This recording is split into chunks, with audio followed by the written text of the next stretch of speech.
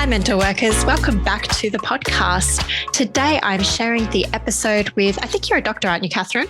I am, yes. Yeah, Dr. Catherine Hart. I should have checked that beforehand, but there we go. And today, I've actually got Catherine back on the podcast. She is a previous guest, and we're going to be talking more explicitly today about sham contracting. What are the pitfalls? What's going on with it, why it's happening, and how you can actually help yourself as an early career mental health professional to avoid these pitfalls and better navigate this really important topic that often seems to get swept under the carpet and just not really talked about. And Catherine, can you please remind the listeners who you are? Yes, thanks for having me on, Bronwyn. I can't wait to get started with this, but I think it might ruffle a few feathers. I am a clinical psychologist and a business owner, and this is a topic that I feel very passionately about, very close to my heart. So, I really welcome the opportunity to talk a little bit more about this. Thank you. No worries, my pleasure. And if it ruffles a few feathers, I mean, that means we're touching on something important, right?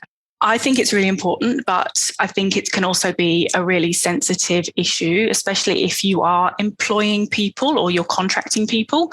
It can be a bit of a bitter pill to swallow, this, I think. Yeah. I mean, well, if it encourages people to do a bit of self-reflection, I'm all for it. But I can hear it is a sensitive topic and we'll try and navigate it. And I mean, for listeners, with this podcast, it's I don't want to shy away from topics just because they're too complex, because they are the topics that are affecting us every day. Like if we are employed in a contract that is actually a sham contract and we're actually more of an employee, or we're not being paid the right amount, then that affects us every day. And it can create a lot of stress that actually impacts us, but then flows on down to our clients. So I see this as really just building us up overall. Why do you think it's important, Catherine, to make sure that early career psychs are aware of this?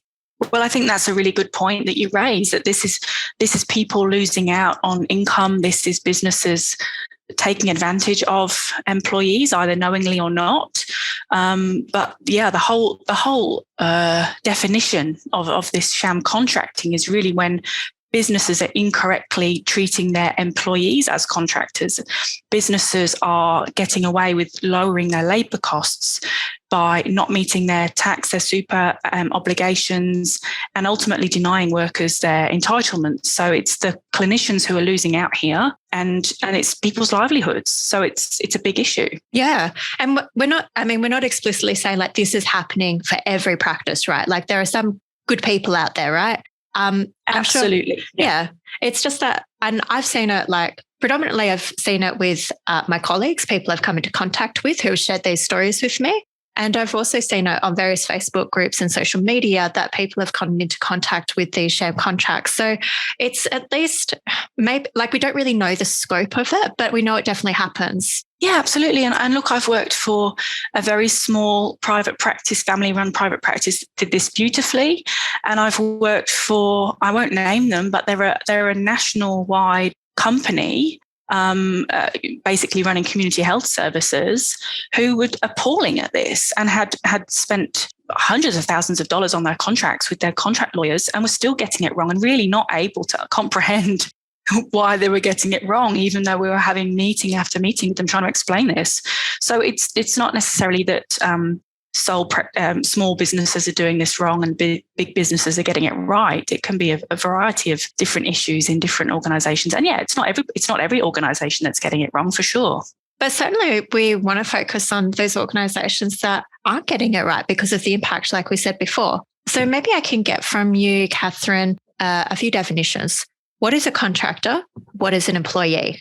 Oh, okay. Well, this is the whole issue, I guess. So, okay. So this is it. Yeah. Firstly, let me just clarify, give a bit of a disclaimer. I'm not in HR. I'm not a contract lawyer. I'm not giving anybody any legal advice. I just want to bring some of these issues to people's attention so they can look at it further. Absolutely. And ultimately, if you did go to Fair Work or a lawyer, they're going to look at the totality of this working arrangement. They're not going to just pick one part of it. It depends on multiple factors. So maybe it's easiest if we think about examples from our own working life or things we've heard of, and then we can start to figure out, well, does that look more like an employee? Does that look more like a contractor? And just, I think the discussion about, for me, it comes down to, can you actually really be a contractor? within psychology, because I think it's pretty hard to do anyway, if you think about the kind of work we do. Yeah, no, I agree. Maybe we could take some examples of places we've worked or things we've heard about. Yeah, absolutely. Okay. Yeah, because there have been lots of things that I've been really uncomfortable about. So I totally agree with me. Also not a lawyer, also not HR. Really just kind of get out, bring a voice to kind of this issue that we're observing. And for me, the things that I've been in my workplaces, first I was employed in an organization that had a contract for a government-based service, and I was an employee.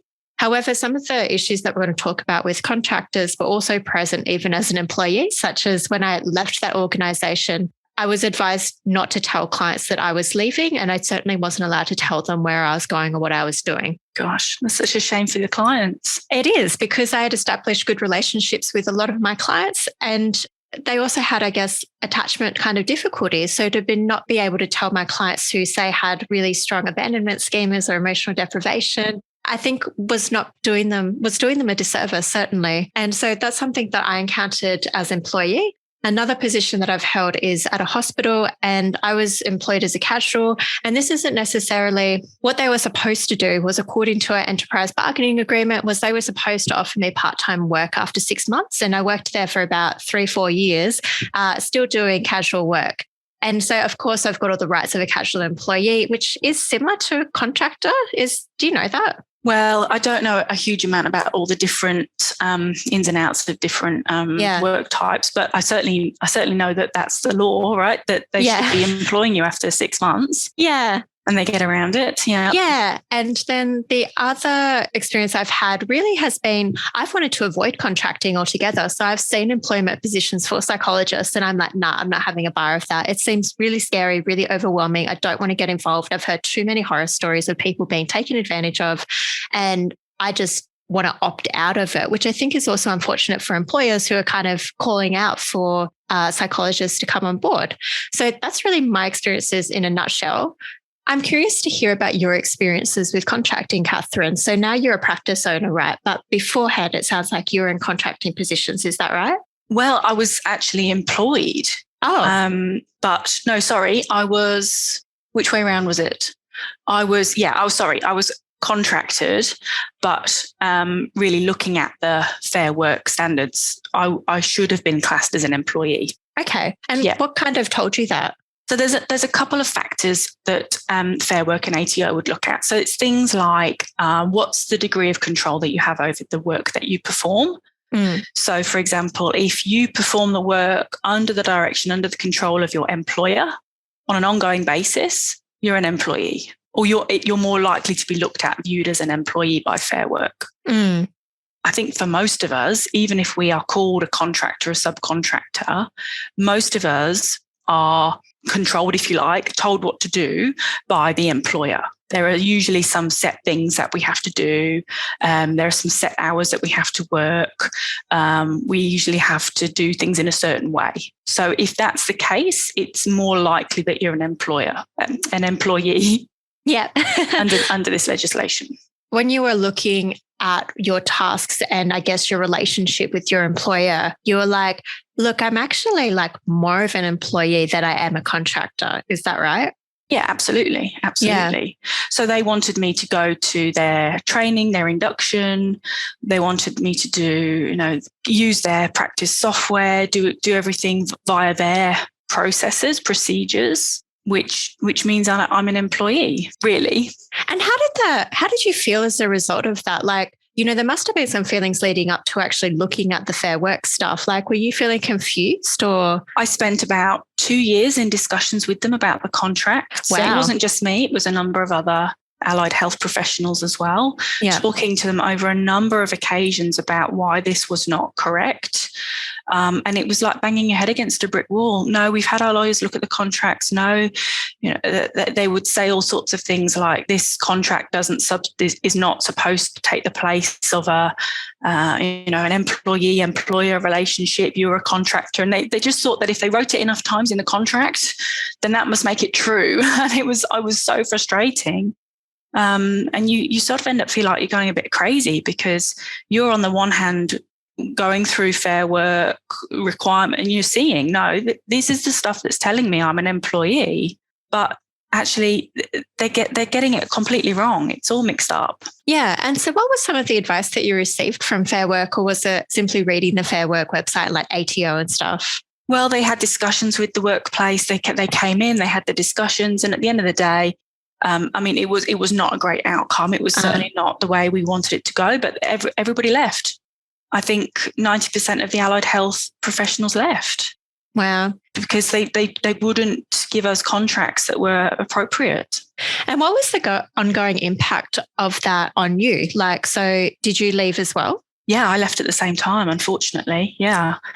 Well, it's things like you've mentioned. So that they'd say, well, the clients belong to us. The client notes belong to us. So they've got those all archived somewhere. If there's a subpoena, if there's a request for notes, if there's, an ongoing, work with a lot of work cover TAC clients, there's often requests for their notes. I can't access those. Theoretically, the client would go directly to the organisation and just get them. And now I might say this might have a detrimental impact on the client, for example, and I don't think they should be released. Or yes, I need to redact some of that information, or I need to go through and check what's. Well, I don't have any say in that. It's all done externally, and that's not right. How does it feel for you when you think of that situation that a client it might be detrimental to actually release that information, but you actually have no power in? It's awful, isn't it? It's awful thinking that I don't know what's going on. I don't know who they're releasing notes to, when they're releasing them. I don't even get notified. I had the example where there was actually a complaint made, and it was something ridiculous about they charged the wrong amount or something really petty.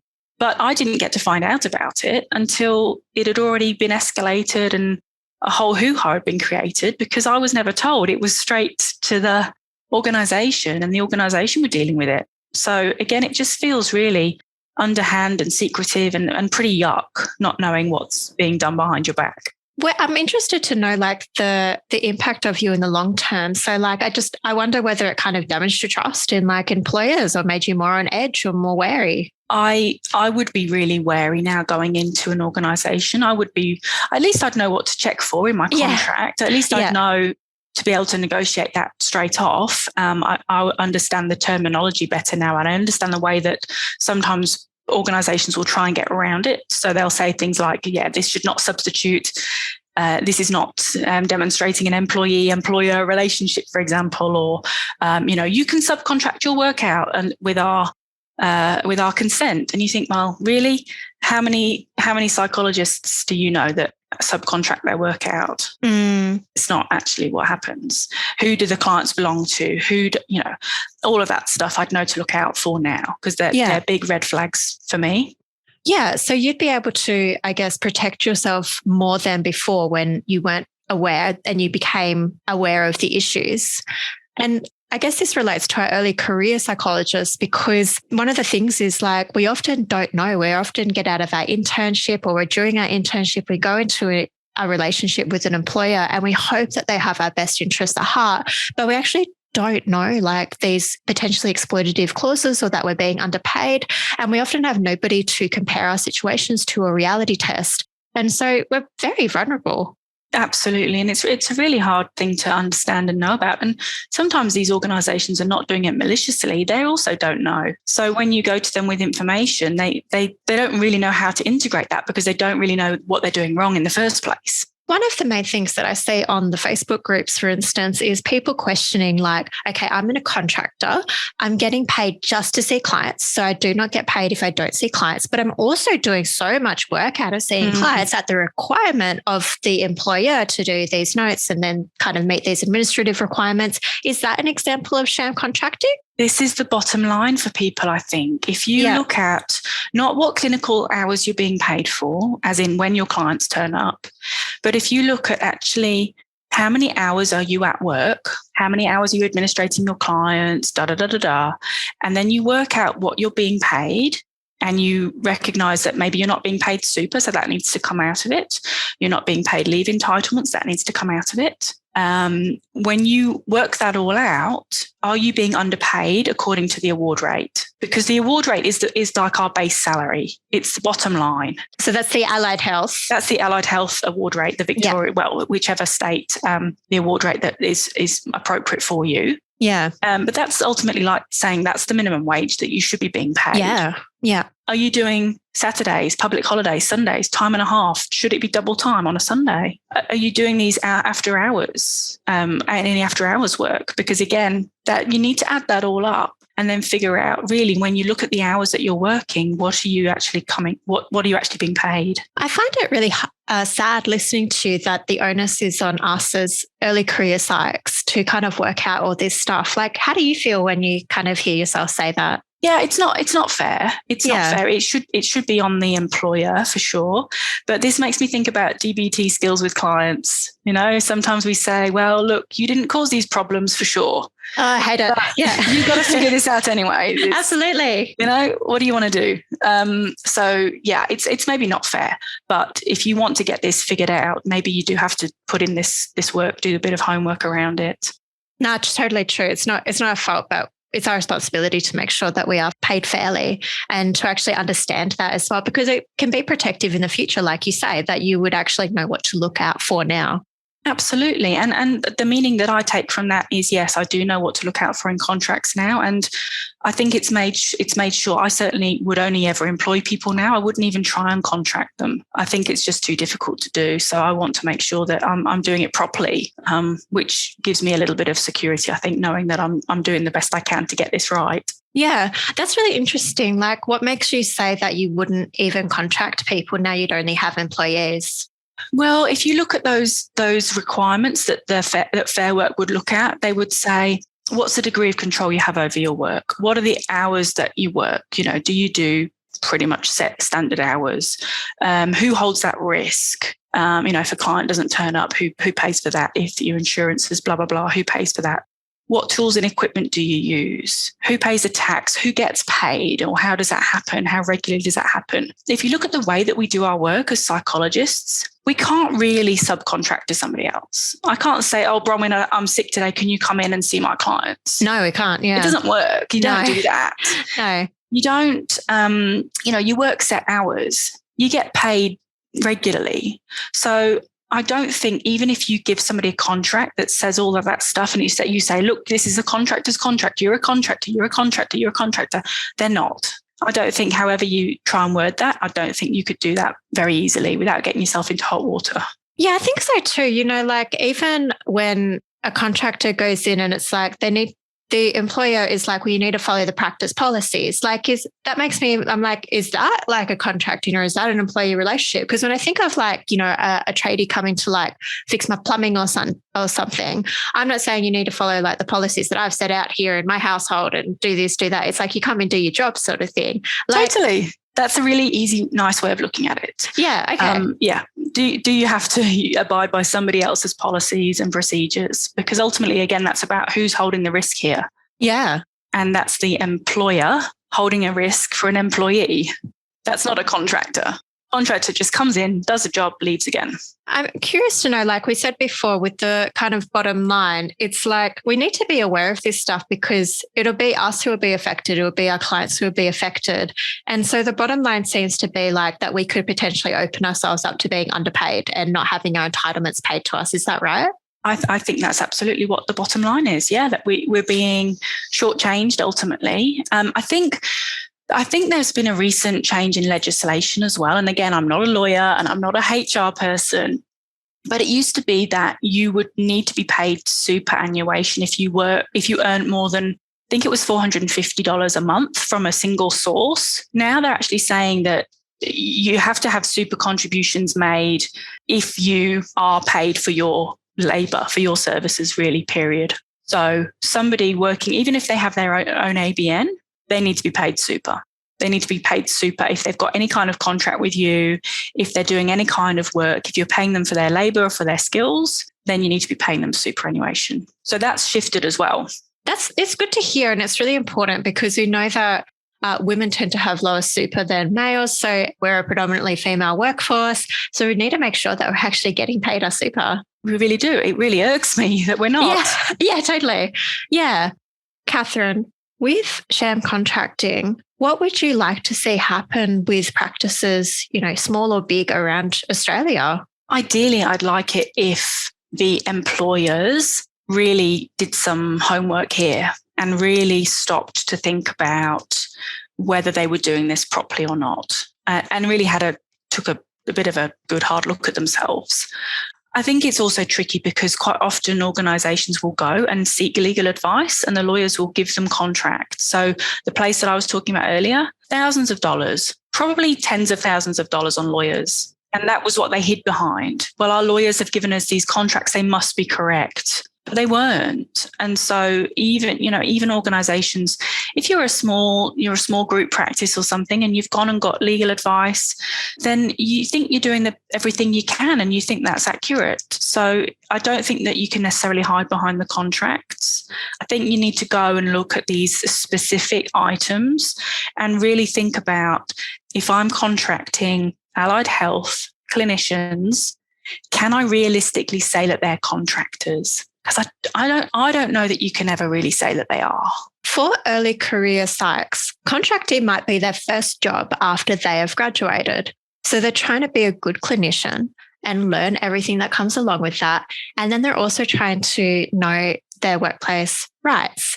How can early career psychs actually help themselves to avoid some of the pitfalls, like just to know that they're in a sham contract or not? Gosh, it makes me feel so sad as well, because like you say, this is such a big responsibility for clinicians to get their heads around, especially as a new grad or an early career clinician. It's a lot to hold, isn't it? It's a lot of information. I know we talked about this last time, but I think knowledge is power again here. I think do your homework.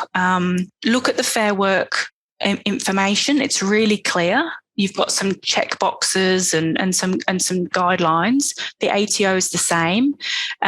We can pop them all up. I'm sure you can pop them up on the podcast. There's some really great resources that are really clear about, yes, we look at the totality of your contract, but if you check these, I don't know, six items, well, it's pretty certain that you're an employee. So do a bit of homework before you even sign a contract, ideally, if you can. Have a think about it. Compare it to the Fair Work guidelines. If you can, talk to your potential employer about where you think that you'd like some. You can make changes to your contract. You can show it to your own lawyer. Yeah. Okay, cool. I wouldn't sign a contract until my lawyer had seen it. I would take it to your own lawyer, look through it, and you can make changes to it. You can go back to them and say, hey, I'm not happy with this bit. Can you change it? Wow. I had no idea you could do that. This is really shocking to me. That's a revelation. Yeah, it is. Yeah. That's amazing. And remember, you've got power in this dynamic too, that they're going to want to employ you, right? Especially right now when there's a shortage of mental health clinicians, they're going to want you in that job. So take your time, know that you've got some power there as well to negotiate your contract.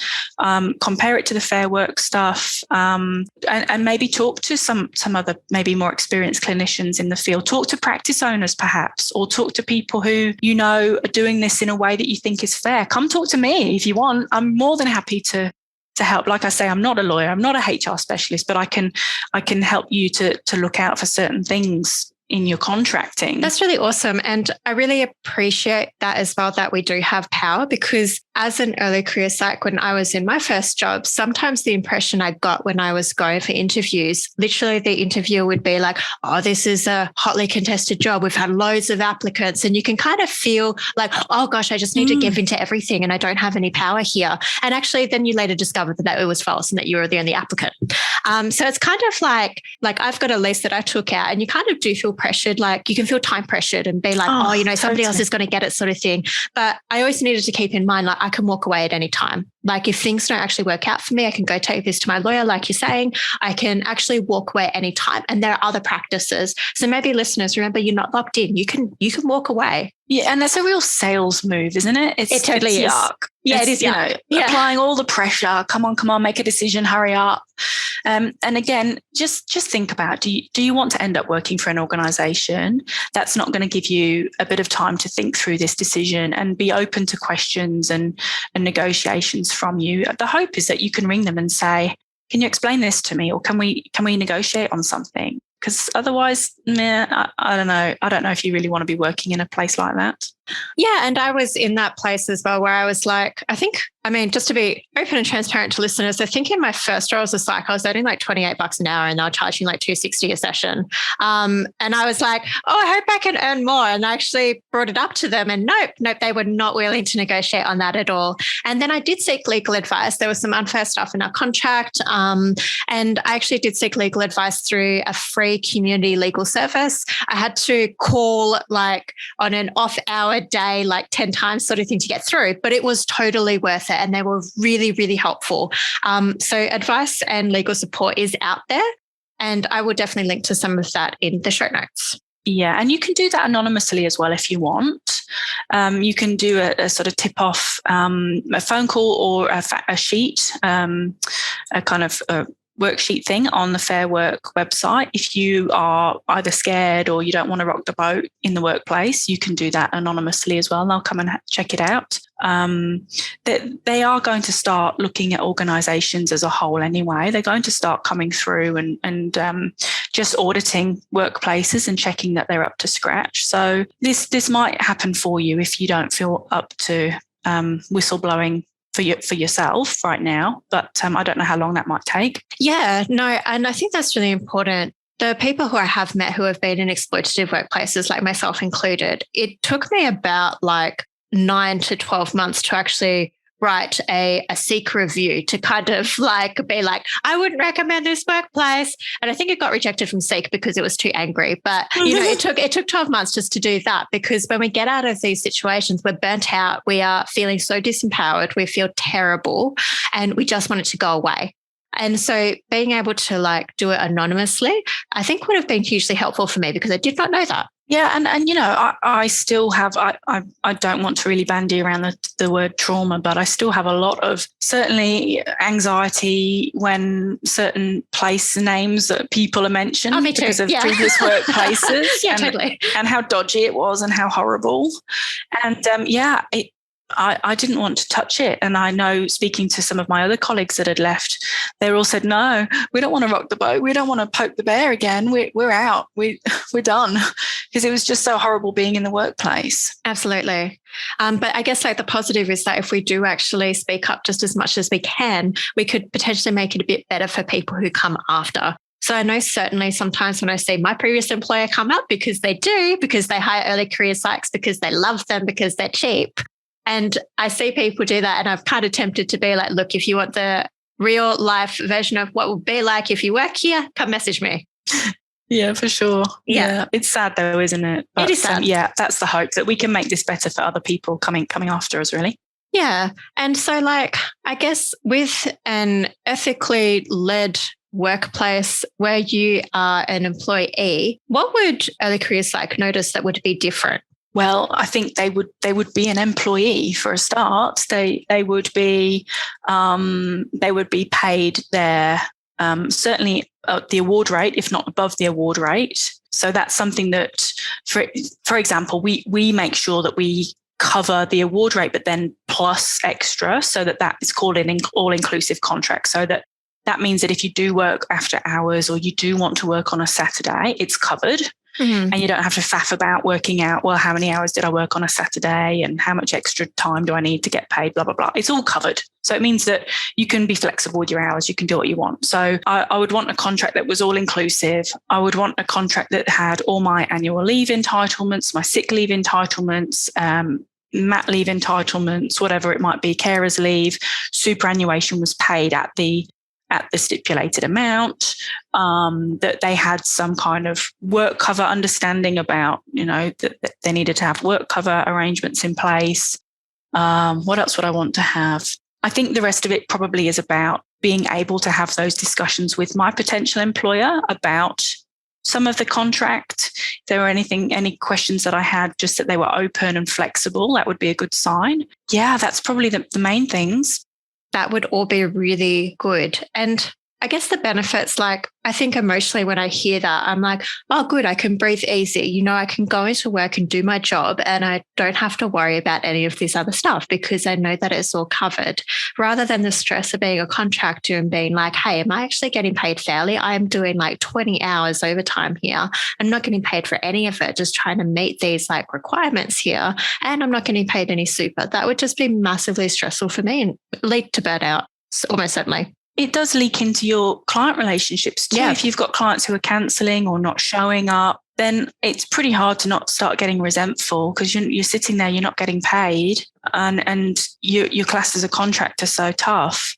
Yeah. We're not going to pay you if you're sitting in that room and nobody shows up. I think you can start getting a bit annoyed with your clients if that kind of thing's happening and you're getting stressed and you're not earning enough money, you're sitting around not doing anything. It's pretty stressful. Can't take a day off sick, even though you might have COVID or you might have a cold or something. Yeah, that's huge, which we really need, like, because life is unpredictable and life doesn't stop because you're a clinician. We're still humans. So we really need to have that time off if we need it. And you want to feel free to have the integrity or to stand in your integrity, don't you? I've got a cough or a sore throat. I shouldn't go into work today. Oh, but I'm not going to get paid. So maybe I'll just pretend I'm okay and go in. Well, that's yuck. Yeah, that is yuck. Yeah, absolutely. Catherine, I think we've had a good discussion so far about this, but I do want to check with you. Is there anything else that we haven't covered today that you think is really important for listeners to know? Do you think that your listeners would be clear on what makes a contractor versus what makes an employee, or the types of things to look out for? No, I wouldn't know. I still don't know. Yeah, it would be really helpful to hear that or to know that. Like, I've seen some tables that people have put on the Facebook, but it seems very, I know, general, like, and non-specific. But, you know, if you've got anything, yeah. Okay, so we could do a very quick run through of, and again, Fair Work or a lawyer would look at the totality of your contract. So not one single item on here would say you're an employee.